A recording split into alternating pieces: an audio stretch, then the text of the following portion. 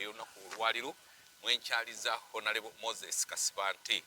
Honorable Moses Kasibante yali akiikirira ekitundu eky'amambuka g'eggombolola ye Lubaga mu lukiiko olukulu eggwanga nga bw'abazze wano twogera ku nsonga ez'enjawulo ezikwata ku ggwanga lino. Honorable busooka obuze kubatulaba. Bannange abatulaba Kwezi Media Group nsanyuse nnyo okubeerako nammwe nate.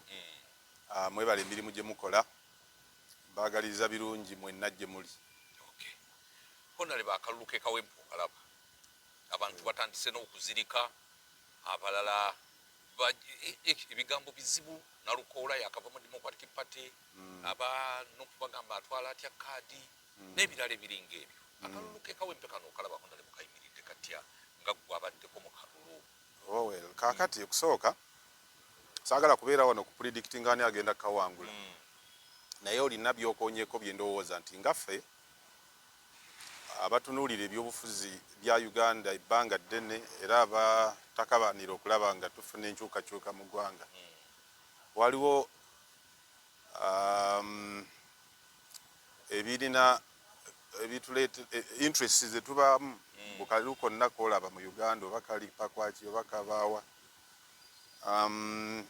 Era bye ngenda okwogera saagala candidate yenna for now abyesigamyeko nti ngenderera kumukosa oba okugenderera okumutunda.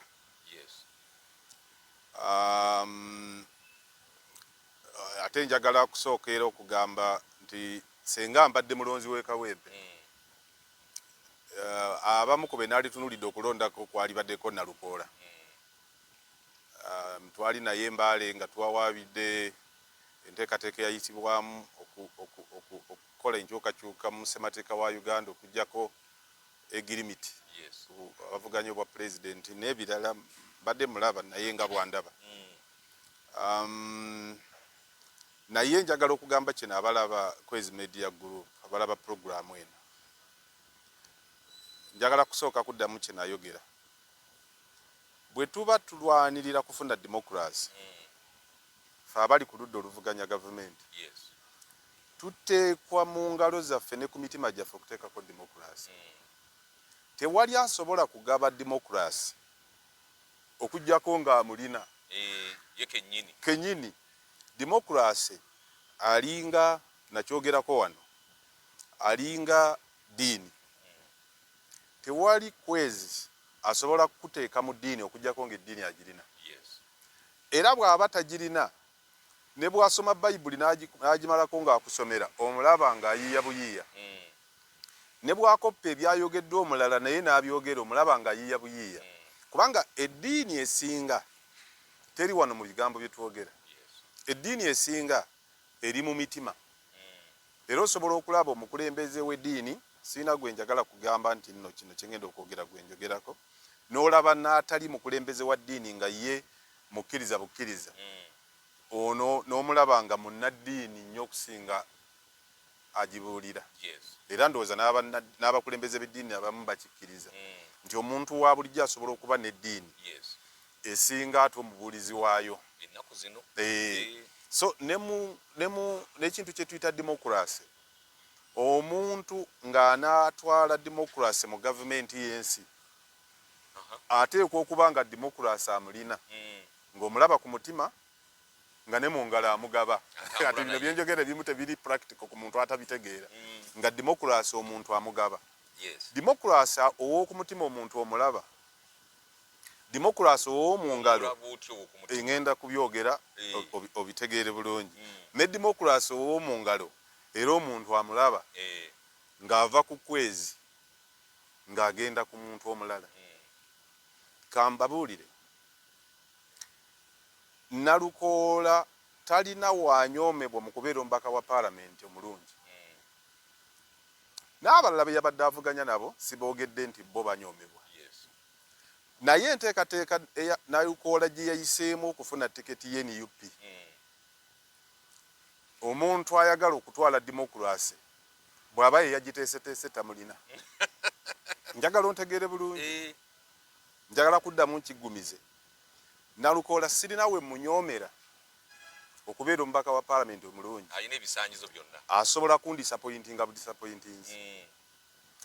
Era Nalukoola singa nga bwe mumanyi teyafunye tiketi eno nga bwe mumanyi ne bagiwa omuntu omulala nga bayise mu process eyagimuwadde Nalukoola yalisibidde mu kkooti nga bwe mumanyi okujjako nga gwe manyi mulala n'abawaabira definitely ate n'abawangula bw'aba teyali kikoze then Nalukoola gwe manyi si ye yayiseemu Democracy alina byategeeza ebirina okulabika kungulu ne munda etteeka eriteekawo ebibiina by'obufuzi Political Parties and Organizations Act lirina ekintu kye liyita internal party democracy kyeriwo ekitiibwa nti ekibiina kiteekwa okukozesa internal party democracy okulaba okufuna obukulembeze bwakyo ng'ekibiina but two ebintu ebizingiramu abantu nga bafulaga bearer okusobola okukwata positions ebifo ebigenda okulondebwamu nga balina tiketi y'ekibiina oyo internal party democracy ekisooka ateekwa okuba nga ali defined ku buli member yenna njagala oyite omuntu yenna munuupu okuva waggulu okutuuka wansi omubuuze nga ne bino byabaddewo nti bwe baba balonda fulaga bearer wa parliament bamulonda batya omuwe eddakiika ezi bwakuwaamu ansa wano sijja kudda mu programu eno ekitegeeza nti buli omu alinayo gw'alinda yalina okusalawo ogundi banamulonda ekyokubiri bino tubeetinga tubuzaayo mwaka tegukyawera enteekateeka eyayisiddwamu okuwa Nalukoola tojja girabako mu kalulu akagenda okuddako mu generation tewali wasobola kukakasa nti ekibiina ky'obufuzi ekimu kigenda kutegeka debate 500 okusobola okufuna constituencies 500 ezigenda okulondebwamu ababaka ba parliament kivaawo kitegeke district ina 10 na something ndoze 14 kitegeke debate 14 ku bantu abegwanyiza okubeera basente ba district kijje kigende mu municipalities ne divisions ne sub counties yonanga kitegeka debate ez'abakansala kitegeke debate ez'aba sente ba divisions kitegeke debate ez'aba mayor aba municipalities aba cities aba town councils tebakulimba nti kigenda kikola ekyo kitegeeza ki nti enteekateeka gye tulimu olwaleero yakubaati setali defined eri member wa kibiina just obuzibu bwe tulina nti abantu banna Uganda ne bino bye twogera ababitegeera abatabitegeera tebasobola bitegeera kubanga balina ekifula nnenge kye baakwata nti abantu mu kifo ky'okutegeera ensonga bategeera muntu so omuntu asobola okukola kyawakanya ku kasibante naye n'akikola ng'akikola bwe bumu n'oli gwakiwakanyako ne baga nti oli ate gwe tuwagira bwe tuba Museveni tumuvuganya ng'ekimu ku bisinga obukulu okumuvuganya yensi eno obutabaamu democracy yennyini n'afuga nga tavaako emyaka 40 yennyini nga n'okulonda akakiiko k'ebyokulonda tuli mu kabwefuba kulaba nga tusobola okuteekawo enkyukakyuka mu mateeka agakafuga agakalonda n'engeri gye kakolamu emirimu gyako ebyo byonna ebitegeeza nti tetulina democracy fe abazze okuvuganya Museveni omujjamu tuteekwa okuba nga tulina ekyenjawulo eri abantu tetusobola kuba nga ate ffe tulaga kiri waasi nti mu NRM mu bwaddikiteeta bwonna bwerina eteekawo okulonda senga abantu babiri baba basabye ekifo kimu oba etteeka likkiriza ne mugenda mu kye bayita consensus kwezi ne Kasibante basabye ekifo kimu naye tusobola okutuula omu n'akireka mu kwogeraganya okw'obwa Sseruganda ne bakkaanya bwe kigaana ne tugenda mu kamyufu ffe tusobola tutya okuba ng'ekibiina ekimu ku by'amaanyi okuvuganya ekiri mu buyinza olw'okuba kiri dictatorial ate kyo kiraga bwa dictator okusobola okukwata ekifo kiri ne batateekawo kamyufu nkugambye Nalukoola singa ye yabadde nga si yalondeddwa nze muwagira ye nti abisanyizo byonna ebyokubeera omubaka wa parliament abirina naye singa si ye yabadde alondeddwa mu kifo ekyo n'ali badde disappointed of him nga tagenze mu kkooti era nkimanyi nti yaligenze exactly tewaliiwo internal party democracy principles zesigamiziddwako. Kakati gwe nkubuuza bwe bagenze ne balangirira ekisooka bwe mutegeka debate kuba abantu abamu bino bibyatawaanya ate tebaagala kubitegeera babyogera bayiza n'okuvuma. Debate eyamba balonzi okufuna gye bayita informed opinion okukola gye bayita right choice. Nti abantu bano bannange tubateeke wali twagala muntu anaatwogerera then balyoke bagende mu kalulu buli omu ayogere bamubuuze ebibuuzo nga tulaba engeri gy'asobola okubiddamu tulabe gwe tutuma mu parliament afaanana atya. Bwe bamala ekyo ne bafuna kye bayita informed opinion then to make a right choice ne bagenda mu kalulu akamyufu. Era wateekwa okubaawo abalonzi nga bamanyiddwa. Lwe twakolanga twasookanga kubeera ku debate bwe twamalanga ne tugenda mu kalulu. Yes, wateekwa okubaawo abalonzi abamanyiddwa in the party structures and organs ebintu ebyo byanjawulo. Bwe kiba nga neeke yeeronda nga ye internal party democracy kyemmanyi tekisoboka ekibiina okuga nti ebifo ababaka ba parliament bali 1529 nti ebifo 1529 abantu 7 oba 10 bagenda kubeera ku headquarters z'ekibiina batuulaawo ekavulo oba ekamooca ng'abantu abajja ne bababuuza ebibuuzo byabwe ne bagamba nti gundi kati ofunye 7 gundi yafunye 6 omulala afunye 4 n'olwekyo ow'ensanvu akuwangudde ku ki gwalabye foomu gye baawanguliddeko ne bagamba nti nalukola nze gwe mpagira nti ye yali badde omutuufu nze nga mbadde nze ennonda afunye obululu obusinga points ezisinga muki 71 muki. Kakati banange abantu bafuutu soja muleme kubanga ndiga ono yasinze afunye 7 muki.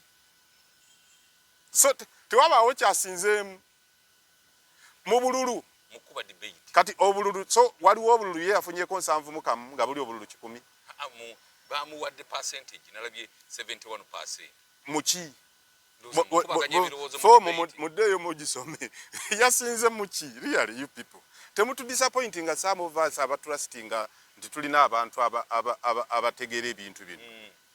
Namwe abalonzi kakati temukyalina balonzi n'obuyinza abaabo bajjeeko obw'emitwe bakulubya babutwala. Eyasinze nze ng'omusenga ompa omutindo muwagira naye process gye yavuddemu okuyitamu naye yali gitutte mu kkooti kubanga terina kyeraga okusinga muki. So mwagala tugamba ekisooka nti wagenda kubaawo debate across the country ekyo tekisoboka. Abantu abeesimbyewo ba 10 ku kifo ekimu ba debatinge olwo tulondeko. Ekyokubiri kakiiko ki akavunanyizibwa ku byokulonda kakulirwani sikakulira Walukamba. So akakiiko ke kaliko abakugu abatiikinga ki mu debate. Nze nange ninga sikati atemanyi kakati banange muleme kubanga tuleme kujegewazibwa ate kutuuka ku kintu ekitakyaliyo.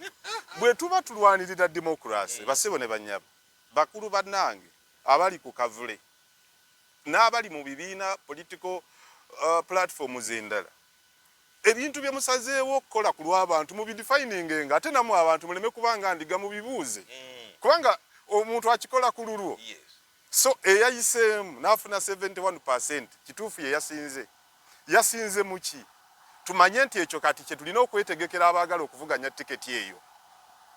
Tuleme kubanga ndiga bwe zibadde olwaleero bannange tulinda ne paapa yo abamulonda balinda omukka naye abamulonda baba bamanyi bakalidinaali bonna be bakuŋŋaana ne bagaba bakalidinaali kye banaatugamba wano teryagamba tetulinda kino.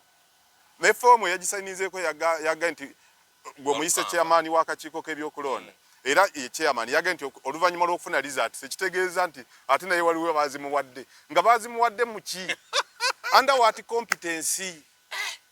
Kati batingonzi budde amaaso no n'abantu njagala bazimuka amaaso bategeere ekizibu ekiri mu Uganda ebintu ebi tubi confusing. Ekikulu kye tutwalanga ekinafu kye tutwalanga ekikulu naye bigenda tuliidinga mu ddenja gye tutafunanga wano mu ggwanga. Bana Uganda zino ensonga ze twogera ze zino tudifininga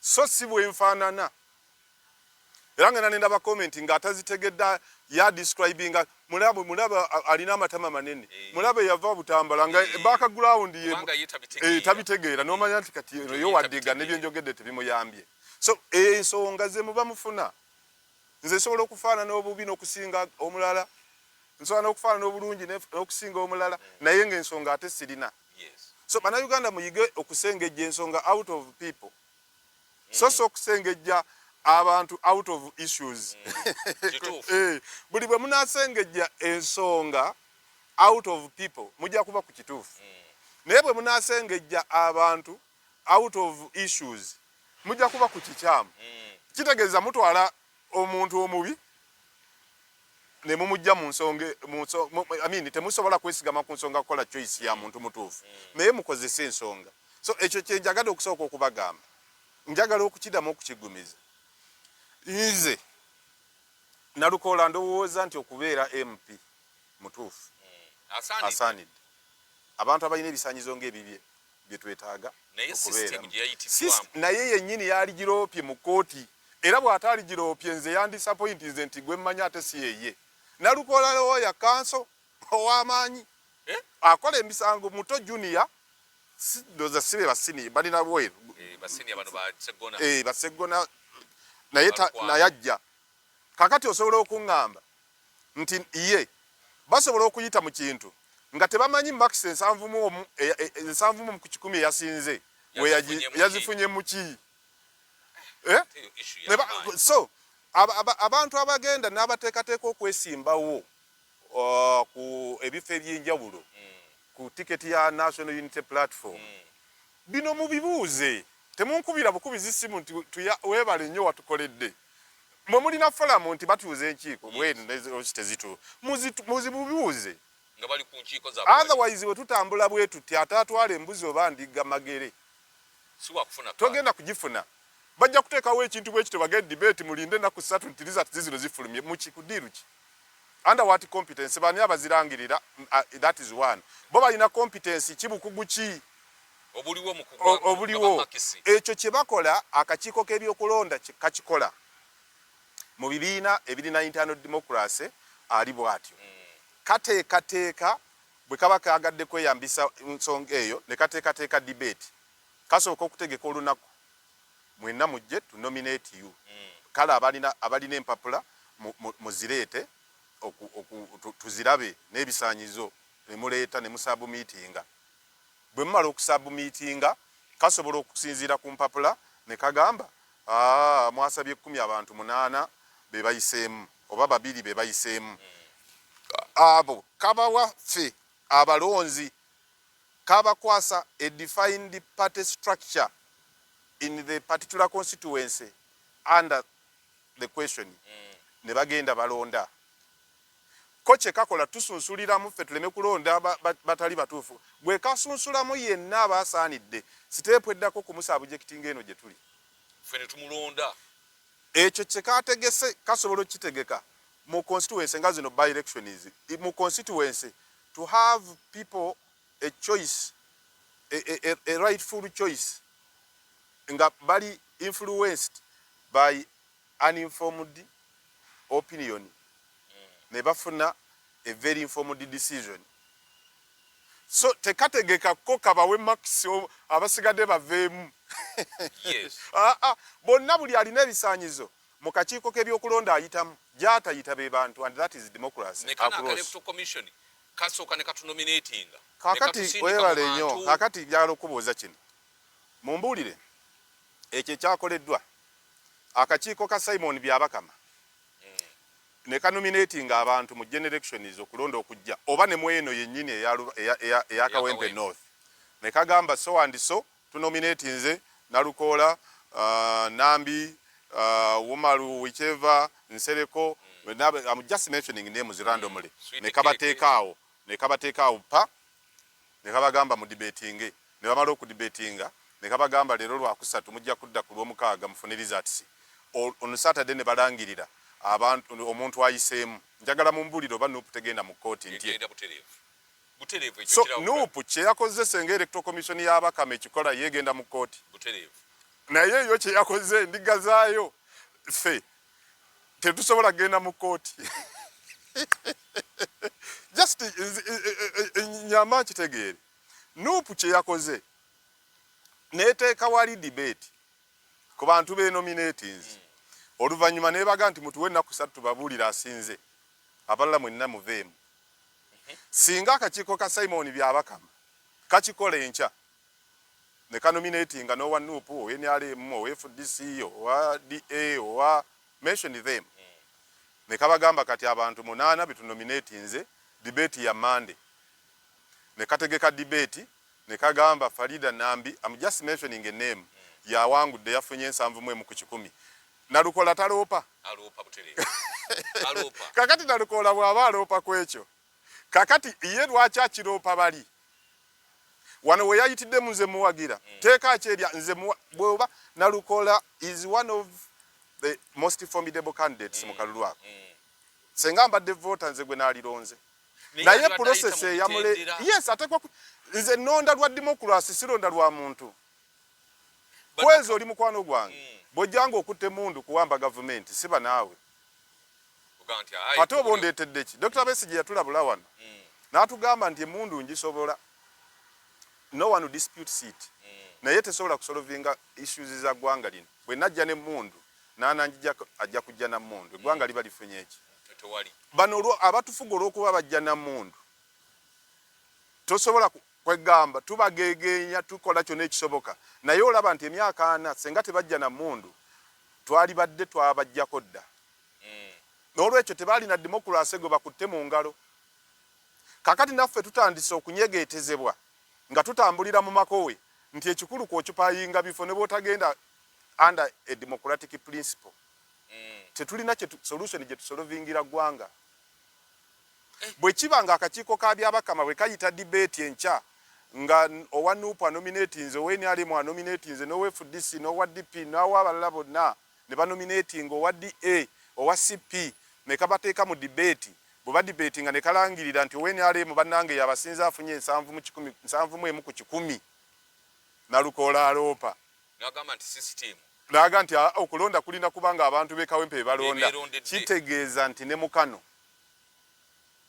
abantu bekawempe bateekwa kubanga bebalonda how a party eteekwa kuba ne structures mu constituencies across the country ezigenda okulonda obaza abantu 5 obaza abantu 10 eyo internal democracy yaki ya party a particular political party but those structures zitekwa kubeera mu constituencies mwe bwe mba mututwala mu kalulu nga waliyo omuntu omu yagenda okusala wabeesimbyewo ku tiketi y'ekibiina ekyo kyemuleeta si democracy ombulidde ebigambo kyemuleeta si democracy kyemuleeta bwa dictator obusinga ate bweno bwe tujjawo bulimu n'okubuzaabuza nti kati waba akiri akalulu naye tubabbe omwana akula amanyi nti okulonda is the solution naye kati tuli ku level temujegewazibwa kutuuka ku level zino zitutwala mu ntatta tuli ku level nti somebody invisible hand mu opposition group teri ayinza kugana nalukolaga nti oluvannyuma lw'okumpa results zino kale results those results ziteekwa kuyamba structure okugamba nti aha ono ye mutuufu the structures must formally make a decision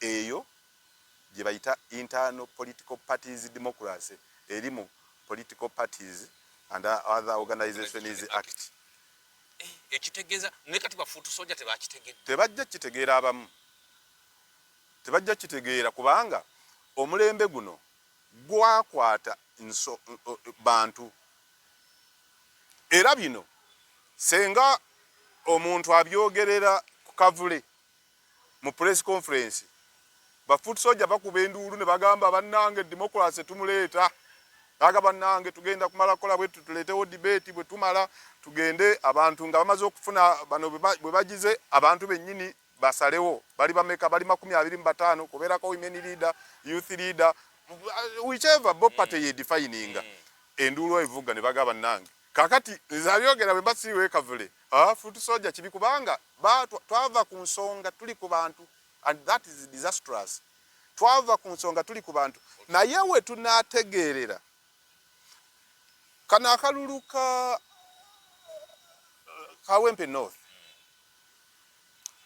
eyo test tube etutwala mu kalulu ka general election is ndoza ye by election inshallah enebesembye kubanga ekifo kiyinza okufuuka vacant any other time nga kirimu afudde resigninze for as long as tekiweza myezi mukaaga okutuuka ku lunaku lw'okulonda so tukyalinayo time naye as it is today eno eri well placed mu kibuga ekibuga epitome ya politics ya Uganda eri well placed mu kiseera nga tugenda tumuvinga towards general elections n'abantu bipande batandise so test tube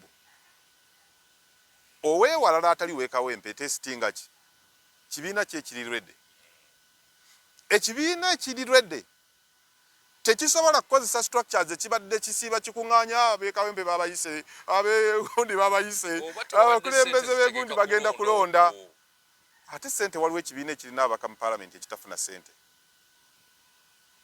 nakugamba ekibiina kye bayita NUP kyekisinza ababaka ku ludda olw'opposition mu paalamenti kifuna 3.5 billion Uganda shillings mu mwaka oba kwota ndowooza eyinza n'okuba kwota myezi 3 3.5 obukadde 35,000 kakati obukadde 35,000 gwe nonga nti mu bitaano tewali sente zisobola kutegeka kulonda kwa kibiina kubanga bukadde nga bitaano nti kyetaagisa ki gwe bakugambye nti abantu abalonda mu prime kamyufu babeera adult suffrage tebabeera mu bibiina bingi NRM ye yakinandoza naye yakikyusa yes it is not by adult suffrage babeera abo abali defined mu positions of leadership nti abakulembeze b'abakyala nti akulembera chairman wa constituency bwebatu ojja kusanga nga tebawera na 10 so abo be bazibu okutegekera n'olwekyo ekyokuba nti tewali ssente kati tosobola kibuulira muntu nganze ng'oyogera ku kibiina kya NUP ng'oyogera ku kulonda kw'ekawempe never by the way waliwo ebintu ebirala bingi by'oyinza n'okulowoozaako mu kulonda okwo ekibiina okulonda okwo kibadde kisobola n'okukozesa eno just opinion ne kikulekera famire ya Segiri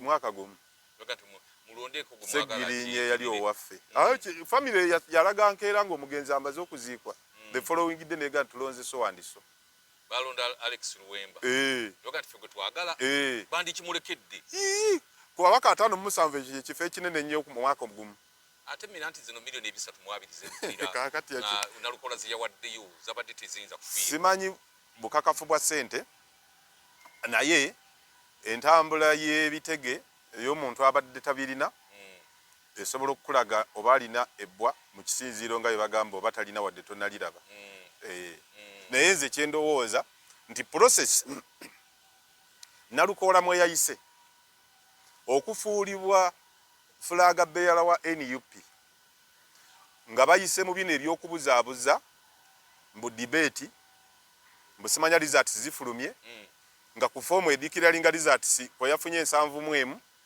tekuli kye bakulaga yasinze muki kwegamba tebabuulirangako bantu mu ggwanga walina beeteekateeka okufuna flaga ya NUP bategeke ki okusobola okufuna 71 oba oli awo oba ne 10 ku 10 nga be basinze. Nalukoola gwe mmanyi gwe neesiga, Nalukoola gwe mmanyi nti ne mu parliament musajja ajja kuba munywevu, Nalukoola gwe mmanyi nga munnamateeka omunywevu, eyo enteekateeka singa yayisiddwamu n'erangirira muntu ataliiye. Nalukoola lwaleero lwenjogerera bino senga yamazidde okufayiringa.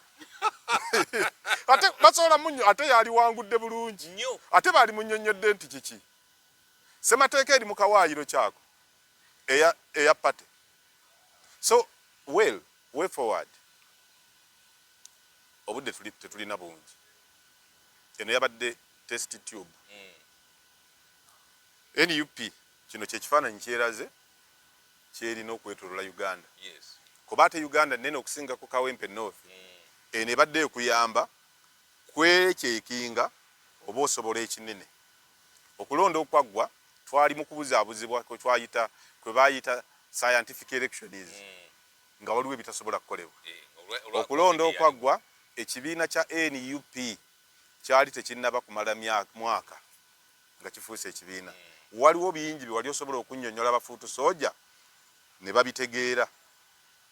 Olwaleero bafuutu soja abanaategeera bino nga bwe mbitegedde bye mbannyonnyola ne mutagenda kubibuuza nga muteekateeka kwesimbawo. Nga muteekateeka kwesimbawo mulinde debate results muzirinde nga naye zigendo okumakinga temumanyi ne kyamakinga temukimanyi ne kyemwetegekera temukimanyi. Mbasaba eki mukolere kuba abasookayo ate bakulu kummwe. Mufune embuzi nsava, mufune endiga nga nsava, mufune ente, mutandike okubitwala emagere. Bino tewaliiwo internal party democracy ya kibiina ebirimu mu nsi yonna ebyo bye baakoze. Abamu batya kubabuulira. naye nga baali basalawo ddaani alina okufuna kaadi. Bino tebirina kye bisalawo gwe bagga nti baafunye mu ki? Nze ndi musomesa naawe oli musomesa kati nange onteeka mu yazirikidde ki? Ate munange tebamunnyonnyola kati abantu ng'abo bwekuba nga omugambye nti abalonda bali 100 wafunye obululu 3 ate abazirikira ki? Ekisooka naye yennyini kubali ataano agenda n'abakuyega. Afuna omukisa oguba kuyega. Kakati gwe omutadde wali omubuuza ebibuuzo by'oyagadde. Mulina syllabus gye mubuuzaamu nti ngende nsome endivisinge. Era ebibuuzo ebyo tunaakakasa tutya nti Nalukola teyabifunyeeko. Ate kakati ebyo ebibuuzo nze ndi musomesa omanyi waliwo ebintu kati byesaagala na bantu babuzeebuze. Well, nako okubeera mu nsi ng'abantu babuzaabuzibwa ndaba. Owulira ng'olumwa. Ebibuuzo tusobola okuteeka ebibuuzo okujjukira. Ebibuuzo okujjukira nti owaayi Uganda yafuna independence mwaka ki? Tulabe oba abantu bajjukira. Ebibuuzo tusobola okutegeka ebibuuza field gy'olimu. Ogamba nti oli wa mawulire tipu kyeki. Kakati n'ebirala. Kati omwana nga oyo nsereko bw'omuleetera ekibuuzo ng'ali ne looya ng'oyagala kulaba asinga obugezi. Sooka otegeere buli omu omuwa kike. Oba olaba ebibuuzo ku entanda ya Buganda bikaatinga akuloosa avudde mu kyalo abeera mu kibuga ow'ebyemizannyo ow'akatemba buli omu n'aba 50-50 ku advantage. Naye bw'omubuuza ebibuuzo eddembe ly'obuntu li mu chapter kimu ssemateeka waliwo looya akigwa. Kati ng'otiikinga ekyo bajja kusanga kuliko makisa 3. Kati ono yasoma ebyenfuna ate bo tebasoma ekyo. Kati ng'afuna 0 oli owa 3 ng'ayitamu. Lwaki naye tomubuuzizaayo ekikye? Ekyebyenfuna. Economics naye alimu ebyayo finance, public finance kyeki. Kwegamba n'oba nga naye omuwadde advantage. So ebyo byaba byakujegewaza fe ate abamu bye tutasobola okukola ki? Era bino sibyogera nti nina gwe njagadde okulumba. Naye saagala kwezi mu myaka gye nnina kujegewaza nsi eno namba. Ate nange nensirika. Kuba ebintu bwe binaatuuka okuba mu kavuyo ak'amaanyi. Nga baga naye namwe mwasirikanga busirisi. Nti kubanga nakugamba nti Galilewo Galile. Yatunulira ensinga ejegewazibwa. Ng'abasajja abeefudde abagezi tebalina wadde okunoonyereza n'oku. Naye baatunuulira abajegga be bayogereramu abaabakakasa nti bagezi ne babaga nti batubuuza ensi neekulungirivu ya sukweya ya triangle yakuleetya. Era kakati bw'otambula ekomawa okomawa bwe mba nze sikomye kutambula. Kati ne batula ne bagamba abasajja bano batadde mu kikemo naye tugenda kukola tutya kuba baagala tutambule tufe tusooke tugipime. Kakati ne bagamba nti ekyangu okubabuzaabuza baga nti eringa mmeeza bw'otambula ennyo ogwayo bugwi. Ekyo teri ayagala kipuluvinga kubanga fuutu soja oba omutiisizza tasobola ga nti kantambule engweyo. Kati Galilewo n'alaba ekintu ekyo n'agamba nange omugezi bantwaliramu n'agamba nange tebabalimba ensi yakulanga mupiira ate eri mu bbanga tolina wano w'ovudde wodda otambula butambuzi gwedira omupiira oguyiseemu olunwe bwoti ogende ng'ogwetolooza tulina wetugenda kubeera mu bbanga. Bamuwanika buwanisi. Baga nti abasajja banaakikola ne bakisanga nga mutuufu banaatugamba nti nno tubadde tubajegewaza kumala bbanga ki. Kakati ebyaleero ife abamu twasalawo tubenga ba Galilewo naye olw'okuba nti ensi kati erina ekifaananyi kya Galilewo esobola okutwejereza netegeera gwe bw'oba ompakanya democracy tukote ebintu ebi tugambe nti tusaba akakiiko k'ebyokulonda kabeere kesimbuka kolenga nuupu bwe yakoze olabe bakuba ogambe wano bannange tusaba akakiiko Simon byabakama mu kulonda kwa Kawempe North ne mu generations ezijja tuyambe kola ng'ekibiina kyaffe bwe kyakoze ekya nuupu bw'omala okunominatinga abantu bawe debate otuwe result solangirire ayiseemu olaba abo abanuupu ekyo banakikkiriza kakati oba tukikkiriza kitegeeza ne wano just bakuziba mimwa omanya Amini namwagala Amini ayawukana ne badikiteeta betulina ennaku zino Amini gwe yatemangako omutwe nga Amini agutwala ne mumusanga nga teguliiwo nemutategeera ni gwatemye ne mumanya nti musajja waffe Amini yamutemye era wuuno tetukyamulina kakati badikiteeta b'ennaku zino emitwe tebagitema naye bagenda najjo weewuunya bwewuunya nti n'omukazi gundi n'omusajja gundi ekyo naye tekiraba kuba omutwe ogulabako naye oli yagutwala mu binnyo olyo Amini yali kalekale oba tokyabuuza nange twasanze ekiwuduwudu kati badikiteeta b'ennaku zino emitwe bagitemako ne bagirekera be bagitemyeko kati mwe mulowooza nti bano olw'okuba emitwe bakyagirina boogera byabo boogera by'oli emitwe yagitwala oli ayogera